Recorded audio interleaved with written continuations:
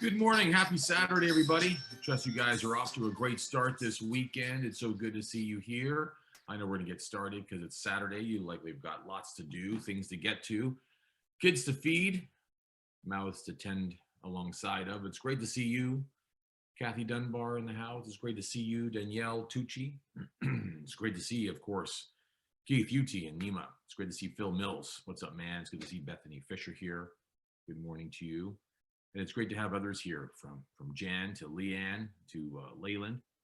Great to have Michelle in the house and MK in the house. It's great to have you, Naran. My thoughts go to you and your family. What's up, Tara Flynn? Long time no see. Good to see you, Tracy, and others. We're going to get started because we're talking about money and we're talking about what it means to be a financial life advisor, a professional. And it's interesting because these are interesting times. I want to just hear from you guys first before I tell you what I see. But I want to hear from some folks here as we let some others get in here. If you were to describe the financial environment right now, from how you're experiencing it, what you're seeing, what you're reading, what you're watching, what people are reporting, or just simply how you're experiencing it, how would you describe the current environment in our financial world today? When I say financial world, I don't mean the stock market. I don't mean to talk about stock prices or what the futures market is doing. I'm talking about just good old, how do you experience it yourself? How are you experiencing? If you had to paint a picture to an alien that landed on the planet and they asked you a number of questions, and the first one was, how's the financial landscape from your perspective? What would you say? What would be your thoughts? What would be your concerns? What would be your views? I want to hear from a couple. I know that already we've got some people that are texting in there because they're likely driving and or simply just on the go. But I mean, Suzanne, you're no stranger to the financial landscape, given your role as an insurance professional. It's unsettling. Phil Mills says it's injecting fear. Danielle saying clients are in fear and not willing to listen. But I do want to hear someone's voice. I want to hear what would you say? How would you describe the financial landscape right now? Of course, someone like Keith Uti, who I know you're in the business, so it'll likely come second nature to you. But what are you sensing? What would you say? Well, so I've got to form this in two places for myself, because there's what I hear in the conversations that people call me to have, but there's where I have my own belief of it. So from people that are calling me and asking questions, they're certainly in a position of fear and budget restraint and concern over, is this going to keep, are we going to keep going? And when I often ask them, though, where are they getting their information from and where do they live? And it's often headlines. Well, I'm seeing it on the headlines. I'm seeing the headlines. And then, when I ask, okay, so you saw it on the headline, did you read the full article and get all of the information from the headline that you saw? And often people aren't reading the full article, and so they're not getting the full aspect of the full picture of what's going on economically. And so for me personally, I see that we're in a place of opportunity, particularly here in the West, in Alberta and Saskatchewan. We're going to lead the GDP for the next couple of years in Canada. Our employment rate is at 5.2. Unemployment is at 5.2%, which is the same as what it was nationally. We were trailing nationally through COVID by about 1%. And so, and then there's all kinds of green shoots for companies and businesses that have come and start up here. An IT startup that was only going to have 500 employees. They opened the doors and they said, now we're actually hiring another 1,000. We've got airplane manufacturers opening a plant to manufacture fire airplanes for fighting fire and stuff. So there's so much more below the headlines. And I think that's where people get stuck, is because they see headlines that are usually and often, whether it's in Canada or the US, they're national headlines, and they don't dig into and take a look at what's going on around them. However, around them sometimes doesn't go outside of looking at their own budget. And for some people, their own budget, if it's getting pinched, then that's when they need to really engage in conversations like this to help them to understand where their fears are being based and what keeper's coming up, right? As well as who do they need to engage with to help them have a different conversation than the one they've been having with themselves or with those people around them that they're just hearing. Because sometimes they could be creating a fear for themselves that truly doesn't exist in their own budget. And in some cases, absolutely they are, but only by talking to people that maybe can help find solutions or offer a different perspective, and they truly be able to look forward to the future.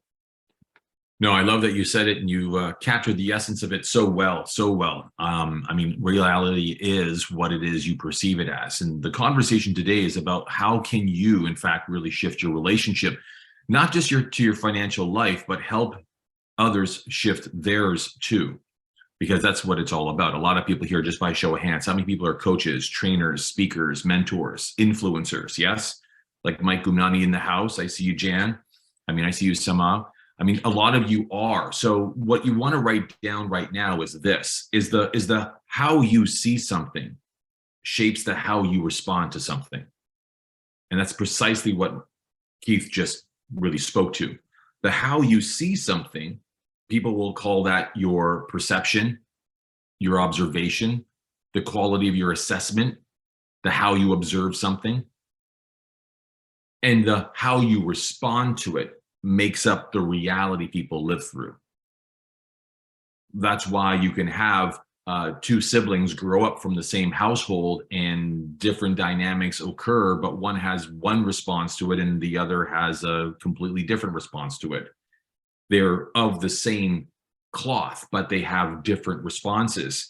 And what we're seeing right now is an opportunity for people to really understand that today is the best day for people to get into the coaching and mentoring and speaking and influential business. And I'll tell you why. Because the what we see and where that's coming from is coming from all places. Social media, of course, exasperates that fact. But what we're noticing is that people are confronted by three inevitable things. They're confronted by change, they're confronted by a challenge, or they're confronted by a crisis. And although those might sound like they're the same, they're actually distinctively different because they would actually cause in someone a different reaction. Like if you're in crisis mode, you're likely what? Scurrying around, chasing your tail, trying to figure things out.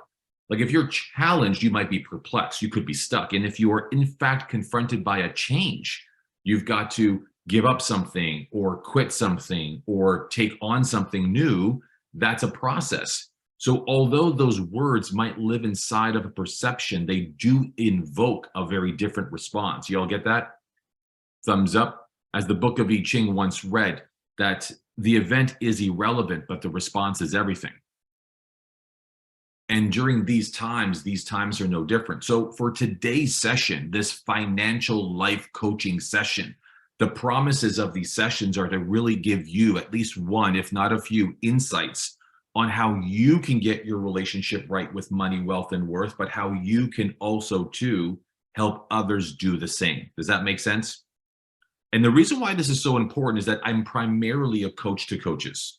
For those who don't know me or have not been around me for some time, or just for the sake of recontextualization, I've often found myself coaching coaches. People who are already on their path, looking to make a difference in the world, being an instrument for impact, doing God's work, or mobilizing their gifts. However you, in fact, vocalize what you've mobilized. I've truly become a coach to coaches.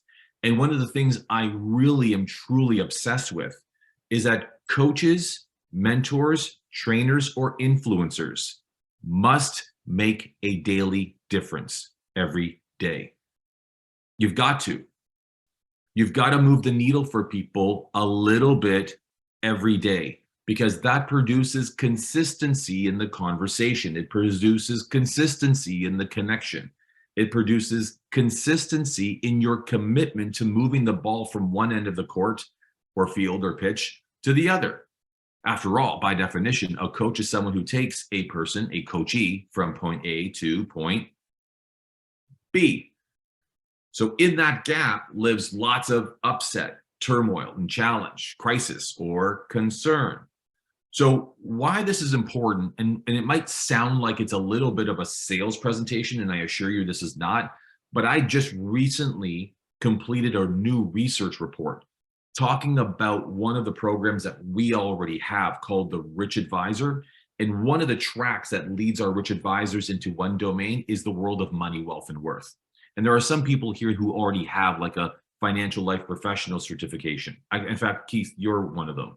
I believe Tara Flynn, you might be one of them, if my memory recalls. Nima is one of them. And if I've missed you, just put in the chat room and let me see, let me know.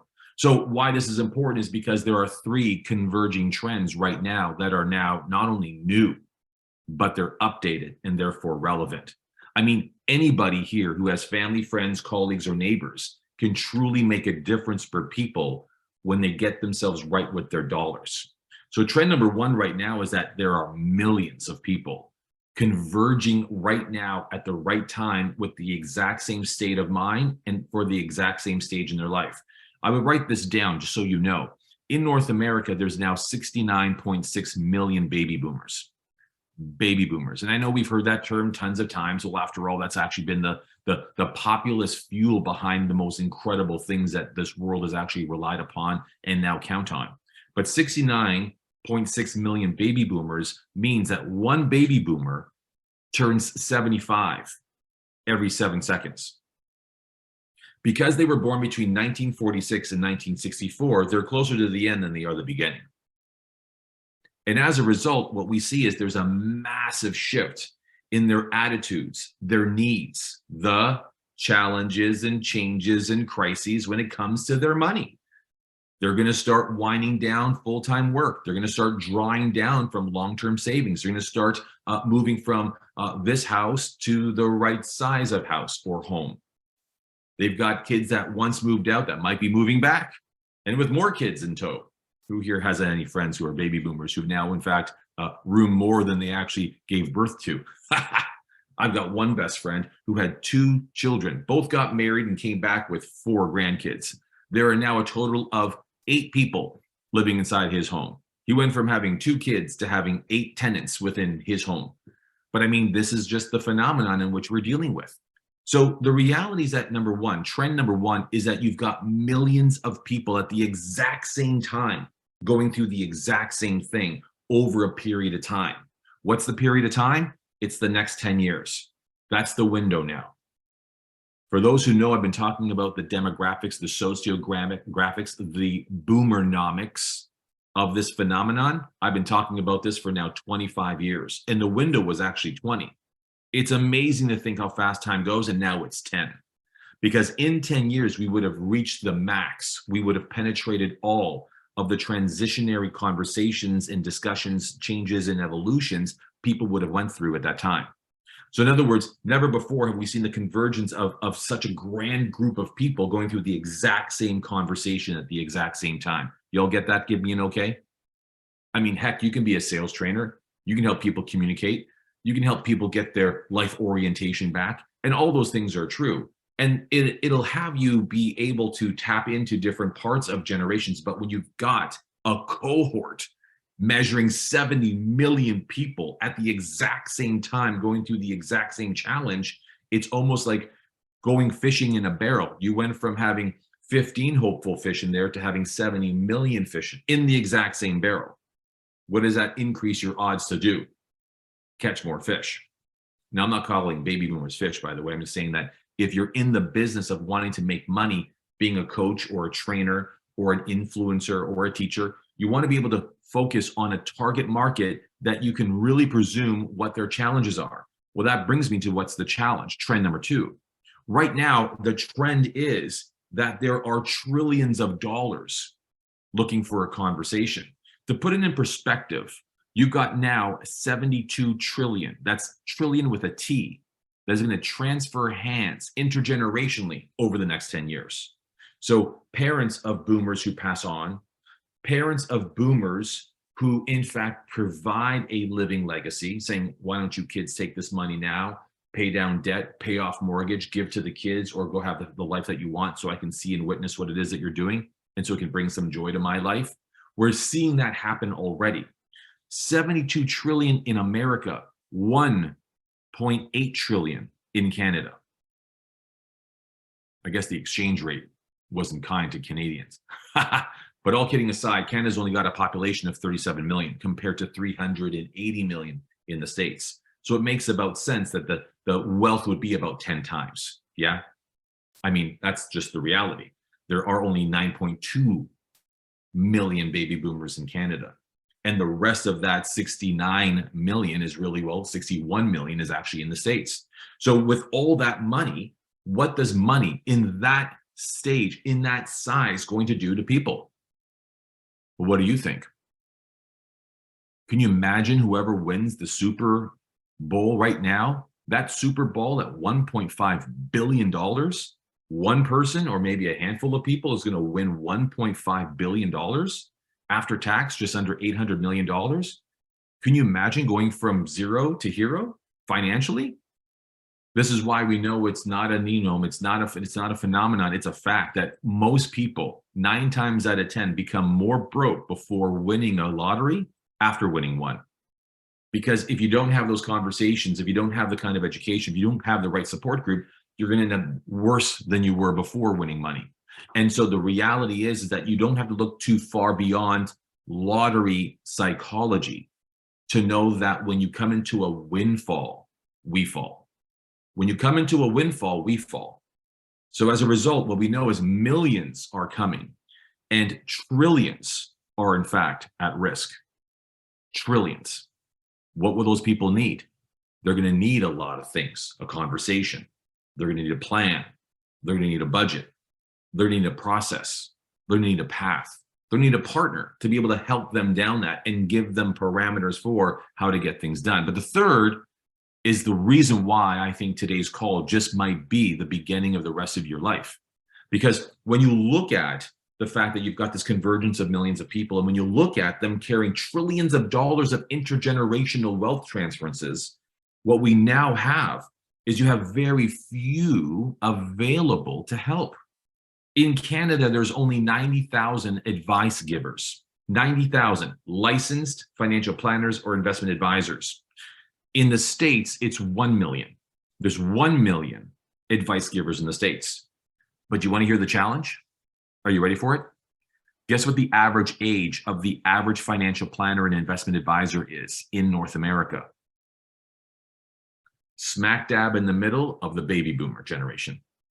So as baby boomers are wanting to retire, slow down, and give up, you've got the very people that they're leaning on to give advice also to retiring, cashing in, or moving out. And so it is expected that in the next 3 years, guys, 3 years, that's not a long time. I've seen some great diets go right in 3 years. I've seen some great business plans get executed within 3 years. 3 years is not a long time. In 3 years, over 50% of North Americans' financial advisor and investment advisor and financial planner populations will be gone. They're retiring. After all, they're byproducts of the very good advice that they've given and they've actually, in fact, adhered to. Don't believe me? Ask smart people on this call like Keith Uti and Mike Gumnani. Tara might be there and Danielle Tucci might be there. And others who are in that space, like Victoria Moore. And if you're watching the reruns, you understand what I'm talking about. If you're in the business, you all get what I'm saying? There's fewer to give advice. The industry didn't spend the time, the money, the effort, the bandwidth to actually recruit younger people to get into the business at the right time. So there's actually a very huge lull in the development of new advice givers. And that's precisely why if you turn on CNN or Fox News or Global or ABC or NBC of late, especially given that this month is Financial Literacy Month, what we're noticing is an increase on those they're talking to give insights and perspectives from guess who? Financial coaches, money mentors, not financial advisors, not investment planners, not fund managers. They're asking these folks, and you want to know why? Because they're in the trenches. They're at the kitchen table. They're sitting in the living room, bedroom slipper to bedroom slipper, having the real conversations that people need to have about their money, about surviving, about having enough. about income continuance, about the preservation of their retirement nest egg. And so what we now see is that people don't just need another layer of advice. What they actually want is a new conversation. I would write that down and circle it. This is precisely why when a Victoria Moore wants to have a conversation with her friends and loved ones, especially the place in which she's come from, people will listen because they can relate. This is why, should Tracy enter into the conversation about getting your relationship right with money, wealth, and worth, people will listen. Gone are the days of qualification, ties, and good suits. It doesn't matter that your office is on the 32nd floor of some building. People are now past the optics.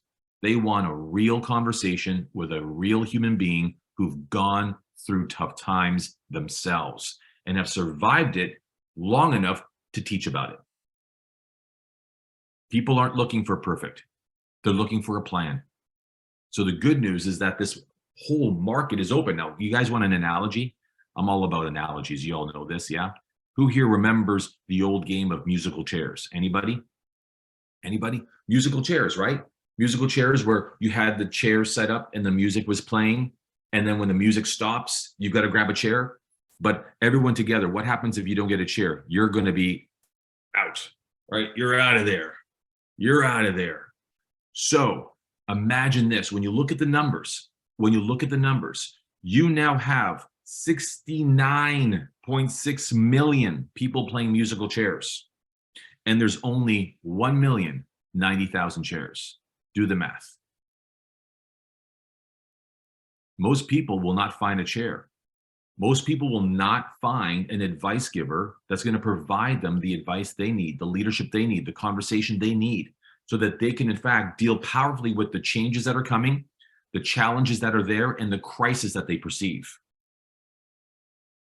This is a huge opportunity of epic proportions. So what do? Well, in this conversation where I want to get you right with understanding what it means to provide, and here comes a nice term, financial life leadership. Financial life leadership is a very important conversation because traditionally, if you want to teach someone something, you become a teacher. If you want to, in fact, develop people, you become a mentor because you're going to watch what they do and how they do it. If you want to, in fact, perfect what you've taught them, that's where you coach. Just a little bit to the left, just a little bit to the right, just a little bit up, just a little bit down, slow down, back up, move faster. But if you want to, in fact, perform, this is where you've got to, in fact, invest a lot of time in the interaction. And in the interaction is where advice lives. Let me hold your hand. Let me show you how I do it. Let me repeat what you just did and then show you how I made the change. This is where leadership by living demonstration exists. Let me pause for a second. Who here wouldn't want to become a living demonstration of getting their own financial lives right, and in return, not only have that corrected, but make money helping others do the same? Wouldn't that be awesome? It actually provides you the positive pressure to stay on top of your own financial life as you're helping and inspiring others get theirs right. So why this is important is because I believe that right now, in order to have a new conversation, you've got to have a new context. And I would write that down, especially if you're a masterful note taker, which I know you are, Danielle, and I know you are, Suzanne, and especially you, Jan. I mean, you want to be able to have an opportunity of building a portfolio of people with power, with purpose, and for profit. That's the opportunity. So I really believe that right now, if you want to be an effective coach or an effective mentor, an effective trainer, an effective influencer, you've got to embody the powers and contributions of what it means to be a great advisor. Because an advisor is someone who's going to give advice based on their own experience. So the only caveat is you're going to have done it yourself. If you're giving people advice on how to lose weight, you better have lost a pound or two recently. If you want to give someone advice on how to save $1, you better have saved $2. If you want to give someone advice on how to build a brand, a profile, and be a person of impact, you should have your own brand identity and vector image. You'll get what I'm saying? You don't have to have it perfect. You don't have to be a millionaire. You don't have to have it all, but you have to have some demonstration of having done it yourself. And do you want to know why? Let me pause for a second. Let me see if I'm checking in with you. Why is that important? Why is that important? MK says live and lead by example. You're almost spot on. But live and lead by example is like right on top of it. Lead from the front, Jen says, very good. That's a correct one too. Being a living demonstration. But what does it mean to lead from the front, to be a living demonstration, to live and lead by example? Why is that the most important thing to do? Like, why? You ready for it? You ready for it? You ever notice that when you coach or lead, once in a while you feel like you might get discovered or found out? You don't feel like you should be doing it. You may not feel qualified to be doing it. You don't feel like you're doing a good enough job to do it. So the only place your own self-conviction and self-confidence lives is in your self-experience with the thing you teach, you lead, and you influence others with. So the reason why being a living demonstration, or the reason why it's to lead from the front, all the comments that I heard are spot on. But to go just one step deeper in that, the reason why it's important is so that you know you're not a fraud. You're not a fake. You're not winging it. So you get to stand with confidence. You get to communicate with ease. You get to have that grace and that power to say, I am an instrument of God. I am wielding my gifts. I am doing what I'm built to do for me first. I'm the greatest client I have. Let me show you what I do. So being able to be an advisor at this time in a financial life context means building a portfolio of people who are looking to regain and recoup and recreate or reclaim their power, their purpose for profit. So people need to get their relationship right with money, wealth, and worth. And guess where it starts? You guys ready for the first step? If you guys are embracing this really well, just give me an okay if you are. First place, guess where it is? More. I would write that down. As soon as people realize that no matter what the change, the challenge, or the crisis is, the only antidote to uncertainty, to upset, to concern about tomorrow or the future is you just got to produce more. More. The first shift in getting your relationship right with money, wealth, and worth is understanding, what does more mean? What does more mean? Where does more come from? So I'll give you at least one example where you can actually practice this right now into the weekend, into the weeks ahead.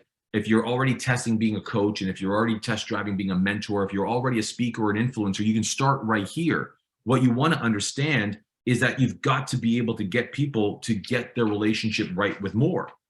So what it's going to require for people to get more is you got to first define, what does more mean? What does more mean? Well, the way you understand what more is, you got to first find out what happens to money traditionally. There's only 4 things we can do with money. Number 1 is you can spend it, right? That's the first thing you can do with it. Number 1. Number 2 is you can save it. Number 2 is you can save it. Number 3 is you can invest it. Or number 4 is you can donate it. You can give it away. Now, those are the 4 behaviors with money, interactions with money. And what you typically want to do is you want to definitely want to do what? A lot more of. You want to attract money. And the more you attract, the more you can spend, or the more you can invest, and the more you can in fact save, or the more you can donate. But if you don't get your relationship right with the actions that are needed to attract more, start a new hustle side business, invest money or generate dividends, invest in real estate stuff. Here's my point. Some people just don't have the money to do any of that.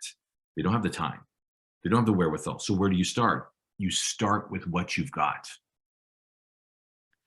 As soon as you begin to recognize, realize, and trust that you can start moving the needle with what you have, with what you've got, and you can start making a difference there, then you can go outside from there. That's the travesty in the human betterment business. That's the problem I have with the coaching, mentoring, training, influential space. Everyone talks about how you should own a business and you should buy companies or you should buy real estate. But what if you ain't got money? What if I simply have a paycheck that makes just barely my ends meet and I'm left with nothing at the end of that? What do I do? How do I do that? Now, I know what some smartasses would say. Well, borrow it. open a line of credit, get a HELOC, raise money. But here's the problem. Remember my commentary about the windfall, then we fall? If you don't get your relationship right really with money, wealth, and worth, you go and raise money or borrow money, that also too becomes the windfall. And when there's a windfall, we fall. Getting your relationship right with money, wealth, and worth has to happen with the money, wealth, and worth you have now, here. So here it comes. You ready for the big aha?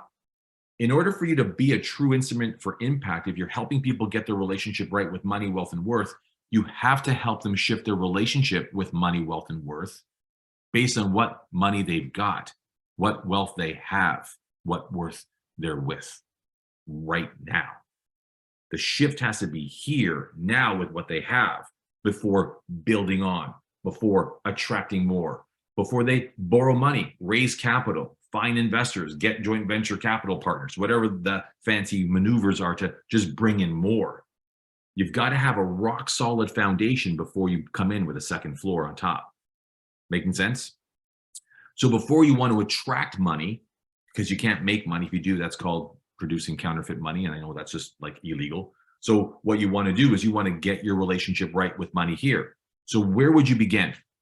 Where would you begin? Here's an activity. And I challenge you to do this for the next week, starting Monday. Start it for one full week. And you want to know what we're going to do? You're going to track what you spend. Now, I know that might sound rudimentary. You might be saying, well, why would I do that? I know exactly what I spend. Trust me, you have no idea how much you really spend when you start tracking and measuring it. As my dear friend LeBron James would always say, if you can't track it and measure it, you can't crush it. That's the beautiful thing about metrics. So what you want to do is you want to actually run through the exercise yourself. Track everything you spend. Heck, if you're a nutritionist and you have clients that want to lose weight, what's the first thing you make them do? Track what they eat and start taking into account the calories that they're bringing in. If you want to make more money, you got to first understand how you're spending it or investing it or squandering it. The relationship has to begin the minute it passes through your hands. So as you track and inventorize, tally, and understand what you spend on a daily basis, you'll begin to understand fully and responsibly what the full breadth of your relationship to money is. Because money is a flow. Wherever it goes, you follow.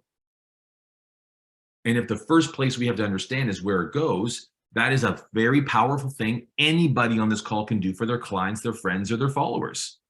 You could even put a wonderful invitation on your social media handles right now and say, hey, if you want to shift powerfully your relationship with money, wealth, and worth, take on a 10-day challenge with me. And I promise you, you'll have an insight.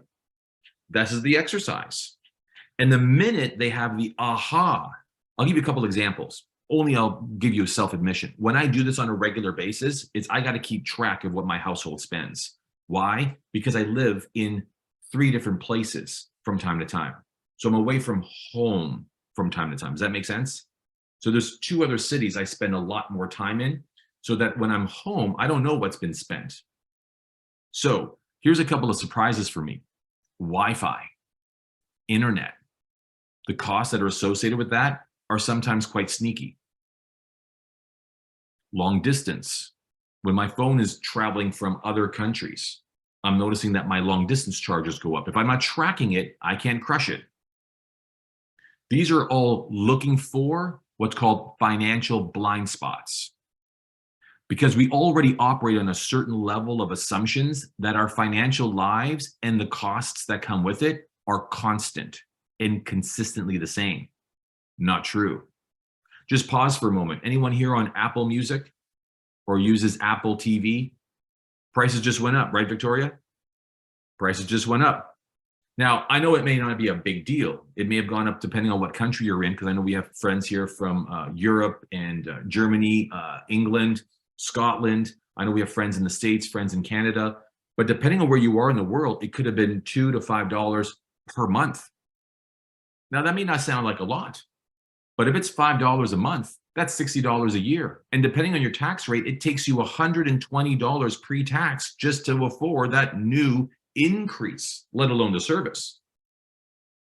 This is what gets you thinking about what you're making. So the reality is that when you start to just take inventory of what your costs are, you'll start to notice that I do this on a month, sorry, I do this for 1 month on an annual basis. So for 1 month, and typically I will not let it be December and I do not let it be January. Why? Because as a Catholic, I have the pleasure of going through a time called Christmas. Some of my brothers and sisters go through Hanukkah, and others have just gone through Diwali. I mean, and for all of you, happy holidays. But I mean, December is usually a very expensive month, and January you're contending with those bills. So I wouldn't do it in those 2 months. You follow me? If I track my monthly spend or burn rate, is what I call it. That's my language, my monthly spend or burn rate. I'll do it outside of those 2 months. But guess what 95% of people do it in? When do you do your annual planning or summarizations? In December or in January. What a perfect time to be calculating what you've spent than to do it at the time in which you spend the most. Hey, what's up, Noam? And even worse, now you've got a New Year resolution on how you're not going to spend any more, which has to be not the case because you've got to pay off what you just did. So I would do it for an entire month. That's my process. And why I track it for an entire month is because my expenses in a week may not cover some of my monthly bills.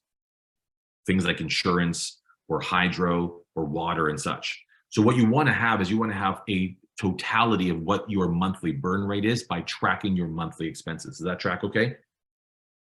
Great. Now, why is that important? Because that's when you can step back and you ask the best question you can ask of all. Where can we preserve? Where can we make do without? Where can we cut back from? So that's where you want to start shifting your relationship. The first place to shift your relationship with money and wealth, you'll get to worth, but is in actually owning where it's going. That's the first maneuver. The best place to start to getting to more is to understand what you've got and how it behaves. So before I tell you the first move and to dive deeper in that so you can start moving the needle, because I don't know about you, but for me, when I coach someone, no matter what it's on, I try to promise myself that I'm going to move the needle for them within the first or second interaction. If I can't be the gravity in their life to do that, then that's on them, because I can't do I can't carry the couch alone. If you're moving, I can't carry it myself. If you're on the other side, you got to carry your weight. I'll go up and down the stairs with you, but I can't carry it by myself. The only person I let carry the couches up and down the stairs by himself is Ken, my right hand, because he's a big guy. He can afford to do that. Poor guy. All right. So let me pause for a second. Has this landed straight for you guys? Do you guys understand, first of all, the inventorization idea? Again, very rudimentary, very rudimentary. But this is where you squander out and you squeeze out reluctance, ignorance. Financial ignorance is a big problem. If I don't open that envelope, I don't know what's in it. If I don't take those phone calls, I don't know what I'm having to contend with. If I don't speak to them, then I won't know what's coming from them. Ignorance, like we run. But what ends up happening is that you take on a full ownership mentality and behavior that comes with it. So the first maneuver out of all the things you can do out of spending, saving, investing, and giving is saving. That's the positive action that now comes out of it. Now that you realize what you've been spending and what you've been burning, what your burn rate is, now you can in fact focus on the where you can cut costs. If you've got a cable package, can you make it smaller? If you've got some sort of a Wi-Fi or internet service that's giving you unlimited speed, can you come down to maybe half that speed, right? If you're filling up with premium unleaded, could you just go down to 1 or 2 grades below? Will that hurt the car badly enough? Right, getting a car wash once a week, maybe can you afford to do it once a month? Or when your neighbors at work, just pull into their driveway and use their hose.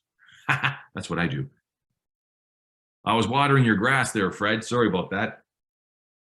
So all kidding aside, this gets to be fun. Because what we find is that when people start talking about cutting corners or creating budgets, what they believe is actually that they've done something wrong rather than they can actually do something right. I just had this conversation with one of my clients yesterday, and I'm going to pause for a second to see what your thoughts are. I want to hear your opinions on what we're talking about here. So rally your thoughts, get yourself ready. I want to hear from you. But my colleague, he has a boy, and this young fella, 16 years of age, he says, my experience of him is he just lies to me. He just lies to me. He tells me he's at school and he's not. He tells me he's doing his homework and he didn't. He just got caught plagiarizing an essay, and it's because he lied that he had written it himself. And he's lying and he's lying and he's lying. And I said, well, lying is a real slippery slope. Can I give you one adjustment? If I were in your position, this is what I would do. He goes, I'm open to what you've got to say. I said, take for one moment the possibility that you're having the wrong conversation with him. Rather than asking him to tell you the truth, it implies what? He's a liar. Which, by the way, I don't know if you've ever been called a liar, but it's one of the most gross things you can ever be called, right? You're a liar. Oh, my God, it just breaks my heart and I want to smash something. But just tell me the facts. So I'll role play with you. So if I were to call him and say, hey, listen, are you on your way to school? And he says, well, yes, I am. I said, well, hold on. What are the facts? Like, are you just getting out of bed? Like, where are you precisely? Okay, well, I'm actually leaving the house. Like, do you have one foot out the door, or like, are you fully out of the house? No, I'm just leaving the house. Great. So you're on your way, but you're physically leaving the house. Here are the facts. What time is it? Oh, it's 4 o'clock. No, what's the facts? Well, it's 3:47. Great, so it's 3:47. That's the fact. I don't need to hear your interpretation of what time it is, because some people, if it's 3:47, might say it's 3:30. Some people call that 4 o'clock. No, what time is it means it's 3:47. So what you're looking for is for people to reinstate their relationship to what's accurate and what's so. So what's this got to do with this conversation about getting yourself right with money, wealth, and worth? And especially if you want to find it right, as in this is the best time to become a money mentor or a financial coach, is you want to get people really relating to the facts, not the fiction, not the fantasy, not the, but my husband did this and my ex-wife did that, or my in-laws were this and those folks were crazy, or my boss says. It doesn't matter what's happening. What is now? What is real? What is so? Make sense? Because it allows you to cut through and just deal with the facts. The problem in our world of coaching is that we're wielding so much financial fantasy, we forget that there's financial facts that must be the foundation to what comes next. So I want to hear from Michelle and then Danielle. So let me get up to there. Michelle Mupo. What's up, Michelle Mupo? Rich, you know I love you. This hit hard. So I spend money as fast as I get it. I don't save it, I don't invest it, and I donate it. So I am a product of a crazy, I don't know, I've been told that I'm crazy because I donate so much, and I have an issue with money. That's why I'm on this call, and I want to better myself, because I know that like I was just on the phone last night with someone from $7 Production, and you know, because we're in the wrestling business, and I'm raised like a wrestler because I toured with them. So, and I worked with them and done a bunch of stuff with the Divas. So when you're on the road, you don't, you spend more. Like if you're a female and you get money from Vince McMahon, obviously the girls are going to spend it on their nails. They have a different outfit every day. The guys don't have a different outfit. They wear the same trunks every day. So, and they get paid more money because they're a guy.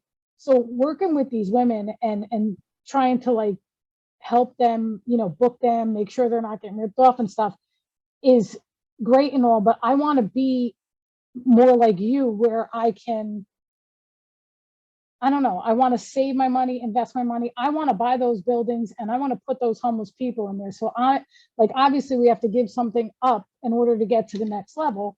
I understand that. But I just, can I ask you a question? I can ask you a fine. question then. So on that note of giving you help, because I've seen you speak a number of times on our calls and I've known you for some time now, and I'm grateful for our relationship. And of course, your ambassadorship for the things that I represent and who I am. So thank you for all of that. But let me ask you a question. How do you believe you're going to get veterans in homes. What do you feel like you need to do that? Just give me a short answer. What do you need to do? Well, I really thought that the billionaires that I do know would actually just drop a dime, buy a building, fix it up, invest in it. I don't care about me making money. I want to make a change in life. Okay, so who's buying the building? The billionaires. All right, so have you talked to any billionaires? I have. In fact, I've talked to two, and I did a business plan, which I don't know if I did it correctly. I need help with it. And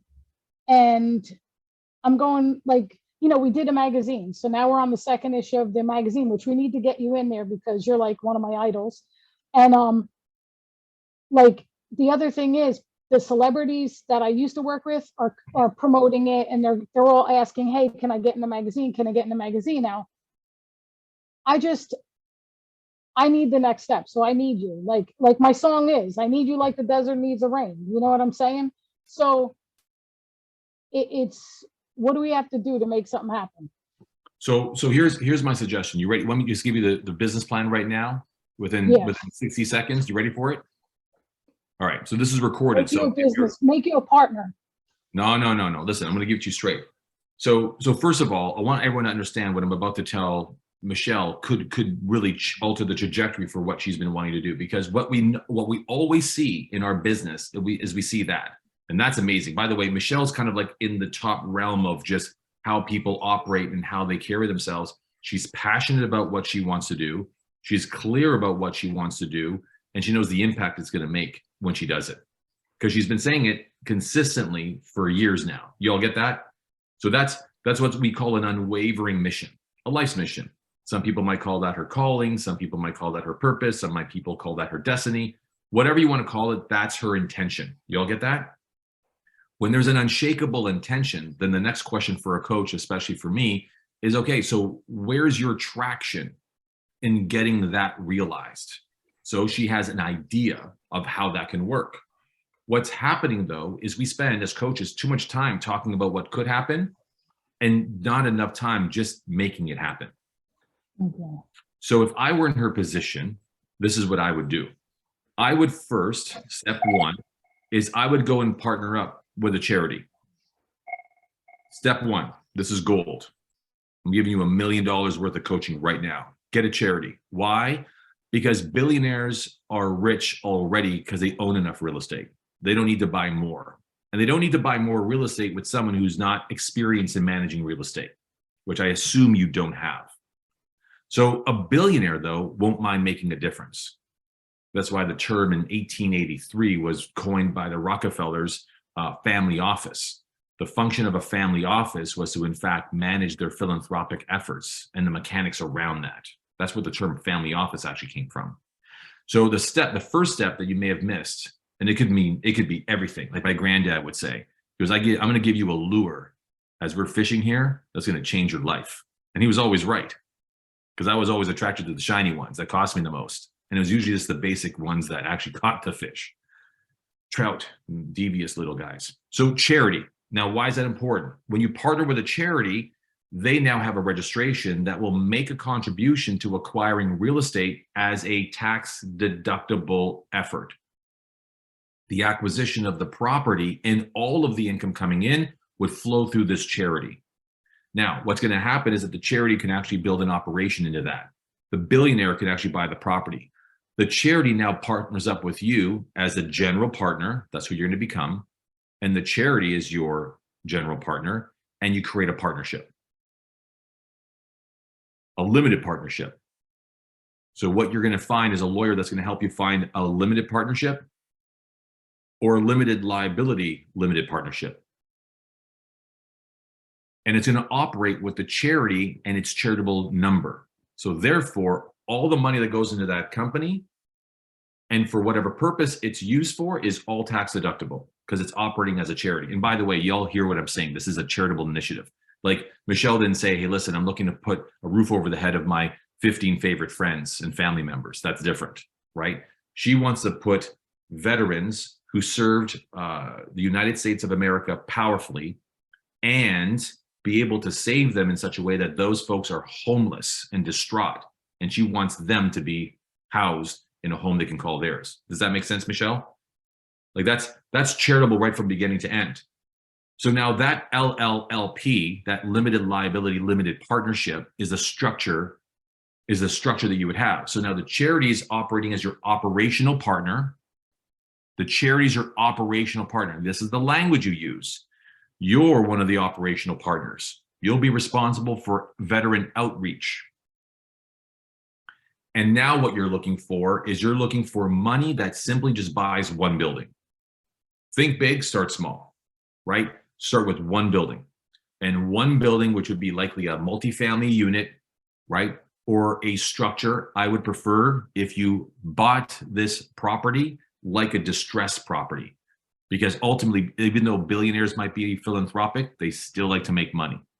And if they love making money the way I know they do, they would prefer that you went and you found an old factory or an old warehouse and you converted it into a housing structure where inside there you can now build units. Now, if you do that, that means you can partner up with the local county. You can maybe, in fact, work with the city council and find out if there's property that the city owns that it can be repurposed. So now you're not just finding a distressed property, but a property that requires a use. So guess who you're going to make your partner in this structure? The city in which you're erecting the property. So it's no longer having to find money to buy the property. Now this billionaire is going to look really good, partnering up with a mayor, a city councilor, or a city council to say, hey, we're taking the old paper mill factory and we're converting it into 150 bedrooms strictly for the veterans of America. We're operating this with a charity called XYZ, and we're raising 10 or $20 million. And the use of those proceeds must cover three things. One is there's going to be some sort of a transaction to acquire that property, but the majority of the mortgage should be a VTB, a vendor take back mortgage, or even better, just a co-venture. That's why I like the city being my partner, because they own it. So guess what it becomes? You guys ready for the second greatest moment? It becomes a lease, a 99-year lease. Now the cost of acquisition came all the way down, but the optics are rich. No pun intended, given like not that rich. So now all of a sudden the city is giving a 99-year lease to a property that the city owns but has no use for. And it may have been an old school, an old library. It could have been an old community center that became unsafe. So the money that's needed is really just to, in fact, retrofit the building to put the new repairs in, to bring it up to living standards. So all that money that flows through the charity into this limited partnership becomes a tax deduction, a charitable gift by the billionaires, athletes, celebrities, and other notable business leaders in the area. So my pitch would be this: if it was, let's say, Brooklyn or Catskills or, any city that you want to call it, I'd say, hi, my name is Richard Dolan, and I cannot stand to live another day where veterans who have served our country powerfully and well and with their own lives, who've afforded us the right to live with peace, with power, and in grace. I cannot stand to live another day while they scour the streets of my town. That's why I'm partnering up with the city of, and council and I've decided to get this building. And this building is going to, in fact, be vetted into a structure that we're calling Home U.S. Veterans Starting Now, LLLP. The charity's role is to operate it like a charity because that's what they're good at doing. We're proud to call them a partner. The city is happy to do this because they're going to utilize property that's not been utilized for the past 5, 10, 15 years.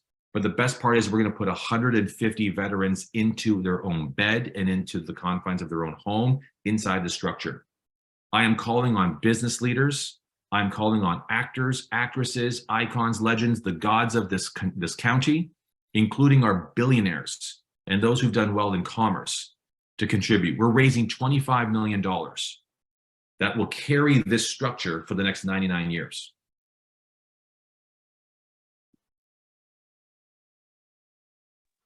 So that's why I think you need to be the host, because in this business plan, I was doing a for-profit and a nonprofit. And I mean, like literally 10 years ago, I've revamped homes already of veterans and, literally have made it to where like I ripped up carpet and put linoleum down And the Wounded Warrior Project I gave them my package then, and they started doing some of the stuff. And I wasn't asking for anything. I just want to help. And it's not about money. It's not, my name doesn't even have to go on it. I just want to help people that serve for our country, because I feel that we're alive because of them. And it's not just in America, it's in Canada too. And they only get respected on holidays like the 4th of July or like Christmas. Stop. Michelle, I'm sold. And here's the problem about coaching is, as a coach, I'm committed to hearing you, but I'm far more committed to you making it happen. So can I give you the package? Of course you can send me the package. I'll happily look at it. I love you. Yeah, I'll help you look at it. But I will say something though, is that you want to know that whenever it comes to contribution, the thing that people who are going to be asked to make a contribution, they want significance. So the more noise you can create as a result of the contribution, the better off you are.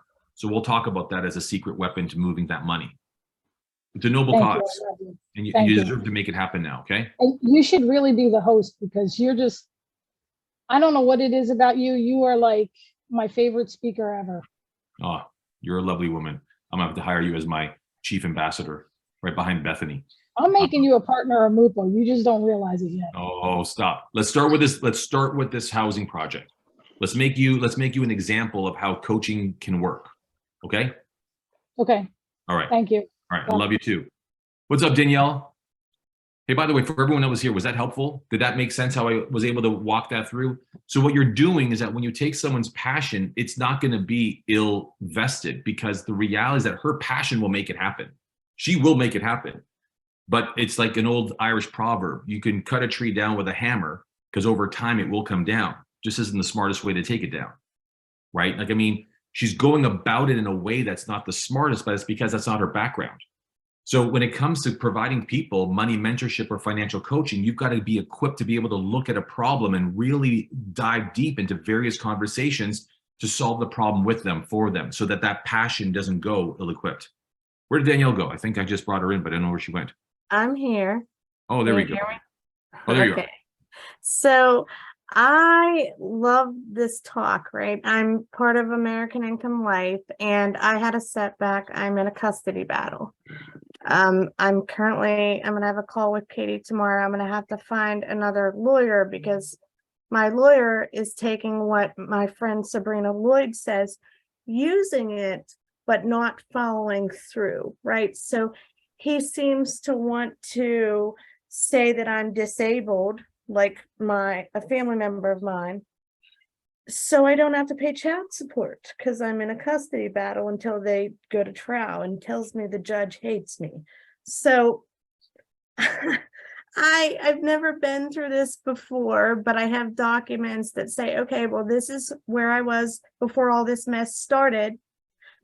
People told some lies.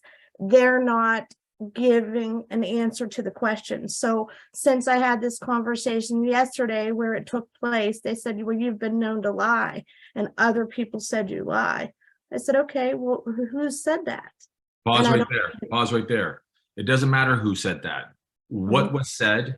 Where's the evidence? That's all I need to know. Yeah, they don't have any.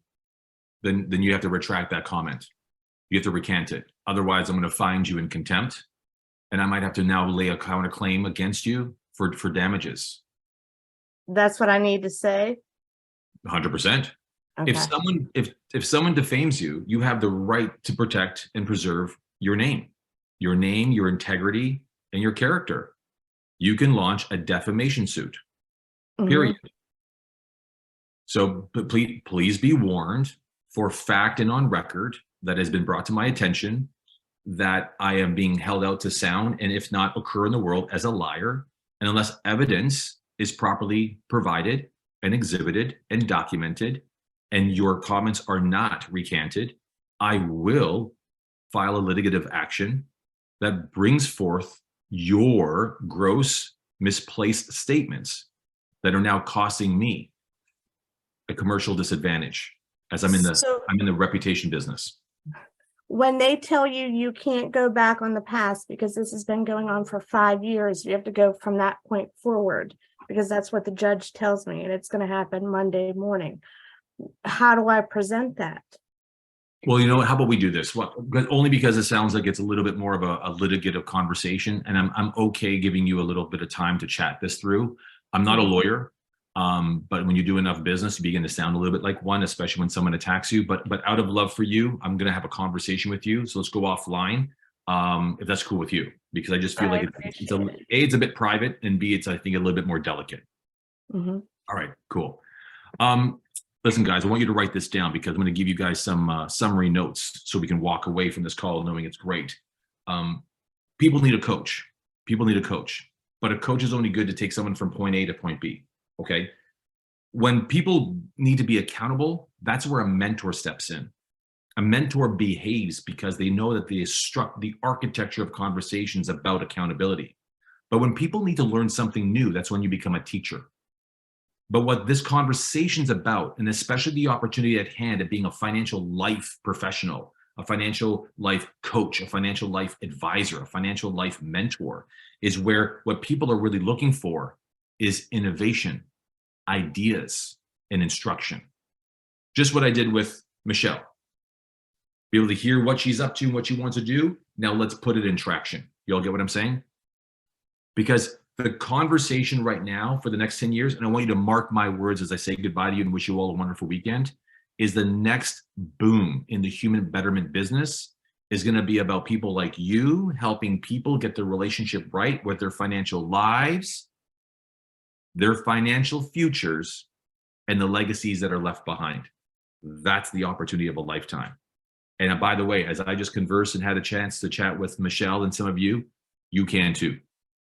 Especially when you're committed to making a difference for people. Make sense? All right, great. Was this of use today, guys? Did you have a good time? Did we have some good value here? Fantastic. Hey, listen, if you need me, by all means, write me. If you want to learn more about how to do what I do, I've been very blessed to work with a couple of my mastery graduates in developing some IP called Rich Advisor. So effective 2023 is I'm actually launching a certification program on how to coach and lead the way I do. So it took me 3 years to build it. I launched a mastery program. I launched masterminds. I've launched them around the world, and I've been codifying what I do so that way other people can do exactly as I have. It's a template, it's approach, it's a formula. And once you learn it, you can crush it. And so watch out for it. If you want to learn more, let us know. And if you want to get in practice of really being able to attract people, we teach it.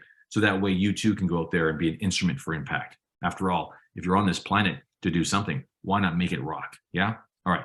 Guys, be great, be well, be you. I've missed you, Mike Gumnani. I've missed you, Bethany. It's good to see you, Suzanne and Christian, Phil, Keith. Grateful for your contribution. Kathy, good hanging out with you. Danielle, Tracy, and everyone else here. Melissa, thank you so much. And yes, for the questions that are coming in, effective 2023, all of our accreditation programs and certification programs are live. So we've been testing and tweaking all along the way. I've been doing that with a lot of my great students. And if you're here and you've been a part of my programs, you're in part the reason why that's happening. So if you want to just learn more, let us know. info@richarddolan.com. Super simple to find us. Until then, guys, go be great. Hug someone. Tell them you love them because I know they love you. Be well. Be rich.